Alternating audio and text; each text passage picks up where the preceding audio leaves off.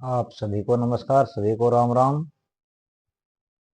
आप देख रहे हैं भारत शिक्षा मित्र यूट्यूब चैनल और मैं हूं राधेश्याम कसवा।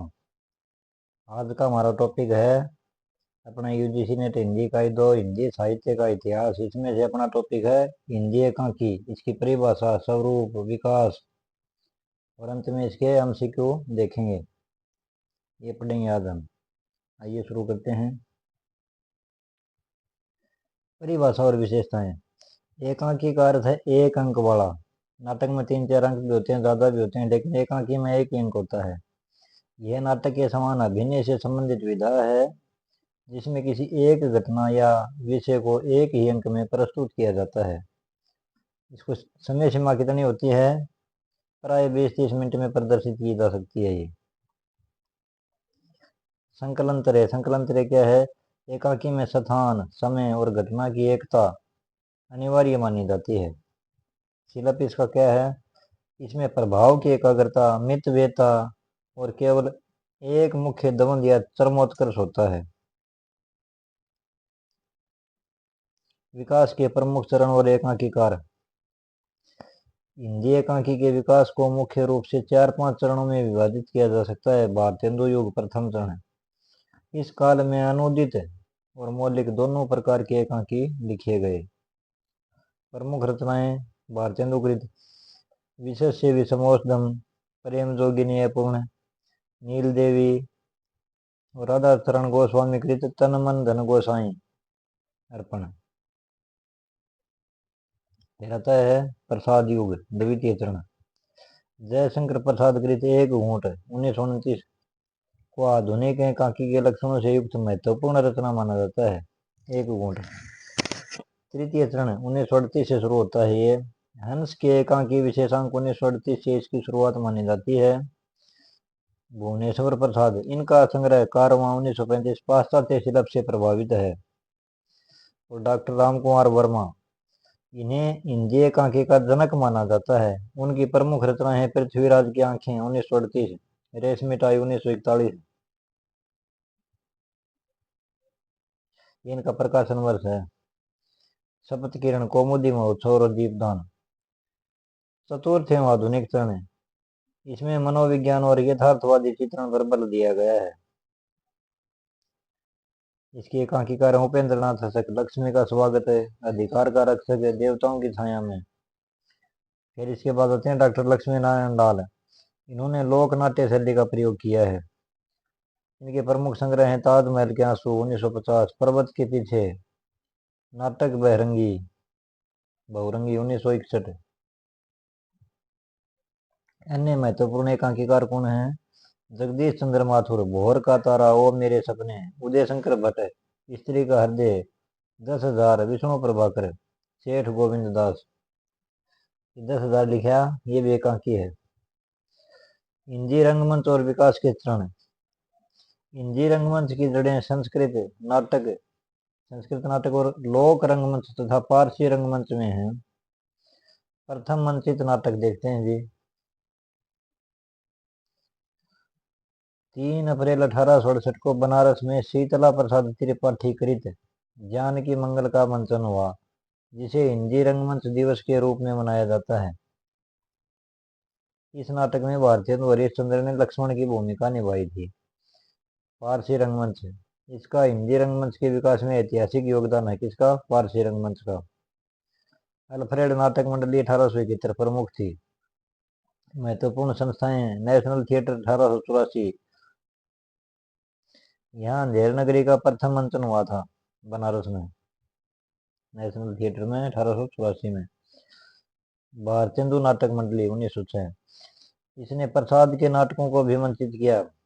ये भारतेंदु नाटक मंडली बना रखी है कि उन लोगों ने प्रसाद के नाटकों का भी मंचन किया, जो कि प्रसाद के नाटक का मंचन तकरीबन कठिन है क्योंकि इसमें पात्र बहुत ज्यादा हैं और दृश्य भी इस प्रकार के ही हैं। पटना नाटक मंडली 1876, बलिया नाट्य समाज 1884। स्त्री पात्र के बारे में क्या लिखा है?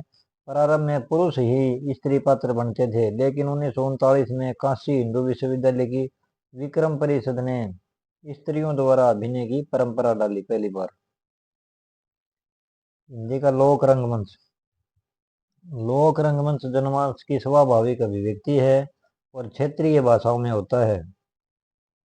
प्रमुख रूप भारत के विभिन्न क्षेत्रों में रामलीला, रासलीला, नौटंकी, स्वांग, नकल, ख्याल, यात्रा, तमाशा, नाचा आदि लोकप्रिय हैं।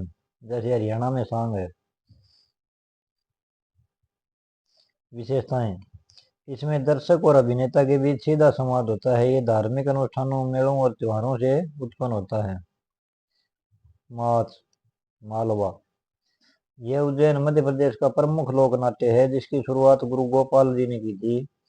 लोक नाट्य परंपरा ने ही आधुनिक नाटकों को एक मजबूत आधार दिया है। नुक्कड़ नाटक, स्ट्रीट प्ले। नुक्कड़ नाटक सड़कों, चौराहों या सार्वजनिक स्थलों पर खेली जाने वाली विधा है। एकांकी का इनका इतिहास देखते हैं। इसकी जड़ें आदिम युग के घेरे और स्वाधीनता संग्राम की प्रभात फेरियों में देखी जा सकती है। इपटा जैसी संस्था ने इसे विधिवत रूप दिया। सफदर आजमी और जन्म। नुक्कड़ नाटक को लोकप्रिय बनाने का श्रेय सफदर आजमी को जाता है। उन्होंने जन नाट्य मंच 1973 की स्थापना की थी। आपको ये नाम याद रखने हैं, जन नाट्य मंच 1973 है। ये सब आपको ध्यानपूर्वक पढ़ने हैं।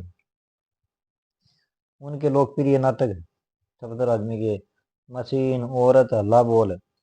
12 अप्रैल सफदर आजमी का जन्मदिन को राष्ट्रीय नुक्कड़ नाटक दिवस के रूप में मनाया जाता है, 12 अप्रैल को। विशेषताएं क्या हैं? ये संक्षिप्त, सटीक और ज्वलंत समस्याओं जैसे महंगाई है, सांप्रदायिकता है, बेरोजगारी है, इस पर आधारित होते हैं। इनमें कोई औपचारिक रंगमंच या पर्दा नहीं होता। कलाकार संकेतों से दृश्य परिवर्तन की सूचना देते हैं। भारतेंदु की अंधेर नगरी 1881 को इस शैली का पहला नाटक माना जाता है। परीक्षा के लिए सुझाव क्या है आपके लिए? एकांकीकारों के कालक्रम, प्रमुख नाटकों के प्रकाशन वर्ष और नुक्कड़ नाटक की संस्थाओं से जुड़े प्रश्न पूछे जाते हैं। डॉक्टर राम कुमार वर्मा के एकांकी संग्रह और सफदर आजमी के योगदान को विशेष रूप से याद रखें। आपको इनका प्रकाशन वर्ष, नाटकों के नाम, संस्थाओं के नाम, ये सब ध्यानपूर्वक याद करने हैं। आइए हम एमसीक्यू देखते हैं।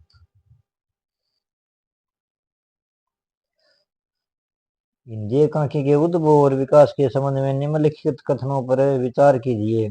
जयशंकर प्रसाद कृत एक घूंट को आधुनिक लक्षणों से युक्त प्रथम एकांकी माना जाता है। डॉक्टर राम कुमार वर्मा को हिंदी एकांकी का जनक स्वीकार किया जाता है। भुवनेश्वर प्रसाद का एकांकी संग्रह कारवा पाश्चात्य शिल्प से प्रभावित है। और हंस पत्रिका का एकांकी नाटक विशेषांक 1930 में प्रकाशित हुआ था। उपरोक्त में से कौन से कथन सही हैं?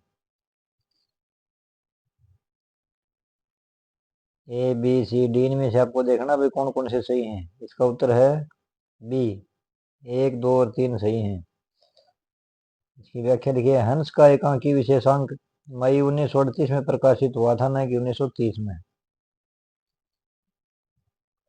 इनका प्रकाशन वर्ष ध्यानपूर्वक देखना है। रचना काल की दृष्टि से निम्नलिखित एकांकी संग्रहों का सही अनुक्रम क्या है? कारवां, पृथ्वीराज की आंखें, रेशमी टाई और पर्वत के पीछे।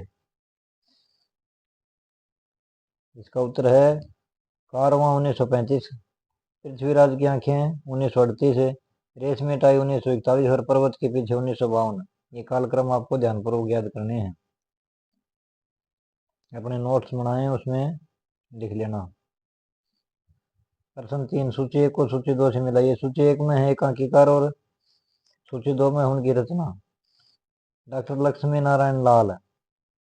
भोर का तारा, अंडे के छिलके, पर्वत और तौलिए, इनमें से लक्ष्मी नारायण की रचना कौन सी है? जगदीश चंद्र माथुर की कौन सी है? उपेंद्र नाथ शासक की कौन सी है? और मोहन राकेश की कौन सी है?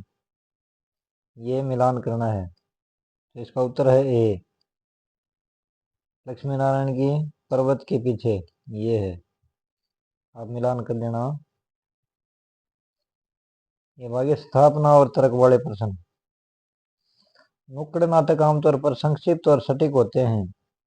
इसका रीजन यह है क्योंकि सड़क किनारे खड़े दर्शकों को लंबे समय तक बांध कर रखना संभव नहीं होता है। ये और आर दोनों सही, आर्य की सही व्याख्या है। ये सही है लेकिन आर गलत है। ये गलत आर सही है, तो इसका उत्तर लिखा है ए। क्योंकि सड़क किनारे खड़े दर्शकों को लंबे समय तक बांध कर रखना संभव नहीं होता। नुक्कड़ नाटक आमतौर पर संक्षिप्त और सटीक होते हैं, ये 15-20 मिनट के ही होते हैं।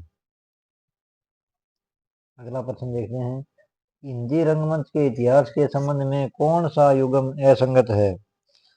प्रथम मंचित नाटक जानकी मंगल 1868, नेशनल थिएटर बनारस अंधेर नगरी का प्रथम मंचन 1884, प्रथम नुक्कड़ नाटक अंधेर नगरी 1881, हिंदी रंगमंच का सूत्रपात फारसी रंगमंच से बलवंत गार्गी के अनुसार। सभी सही हैं, इसका उत्तर है सभी सही हैं। मार्च को लोकनाट्य के संदर्भ में सही तथ्य पहचाने। यह मालवा उज्जैन का प्रमुख नाट्य है, लोकनाट्य है। इसके शैली की आरंभकर्ता गुरु गोपाल जी माने जाते हैं। इसमें स्वांग और नकल का पुट होता है। यह मूलतः राजस्थान से आकर मालवा में विकसित हुआ। तो इसका उत्तर है उपरोक्त सभी सही है। अगला प्रश्न देखते हैं जी, सफदर हाशमी और जन्म के संबंध में निम्नलिखित में से कौन सा नाटक है उनके द्वारा लोकप्रिय बनाया गया? मशीन, औरत, हल्ला बोल, बकरी कबीरा खड़ा बाजार में, अंधा युगा साल का एक दिन, कल्पतरु और कोणार्क। इसका उत्तर है मशीन, औरत और हल्ला बोल। ये नाटक सफदर हाशमी और जन्म के संबंध में सही है, लोकप्रिय इनको बनाया। अगला प्रश्न देखते हैं, डॉक्टर लक्ष्मी नारायण लाल ने अपने एकांकियों में किस शैली का प्रमुखता से प्रयोग किया? इसमें शैली पूछी है, फारसी शैली, इब्सन की यथार्थवादी शैली, लोक नाट्य शैली और संस्कृत नाट्य शैली। तो लोक नाट्य शैली उत्तर है इसका। नुक्कड़ नाटक के तकनीकी पक्ष के बारे में कौन सा कथन असत्य है? अपने को असत्य देखना है। इसमें दृश्य परिवर्तन नहीं होता। कलाकार संकेतों के माध्यम से दृश्य परिवर्तन की सूचना देते हैं। इसमें मंच और दर्शकों के बीच एक स्पष्ट पर्दा होता है। इसका विषय जन सामान्य की ज्वलंत समस्याओं से जुड़ा होता है। तो इसका उत्तर है व्याख्या, नुक्कड़ नाटक में पर्दे का औपचारिक रंगमंच का अभाव होता है। ये लिखा है ना, स्पष्ट पर्दा नहीं होता। अगला प्रश्न देखते हैं जी, कालक्रम की दृष्टि से हिंदी रंगमंच की संस्थाओं का सही अनुक्रम क्या है? इप्टा, नेशनल थिएटर, जन नाट्य मंच। इसका उत्तर है बी, नेशनल थिएटर, इप्टा और जन नाट्य मंच। देखिए, नेशनल थिएटर 1884 में, इप्टा 1943 में और जन्म 1973 में। इप्टा 1943 है, बनारस। अगर पीडीएफ चाहिए तो फ्री डाउनलोड करें जी, लिंक डिस्क्रिप्शन में दिया है। अगर आपको ये वीडियो पसंद आए तो कृपया लाइक, शेयर एवं सब्सक्राइब कर दें जी। आप सबका धन्यवाद। मिलते हैं अगले वीडियो में।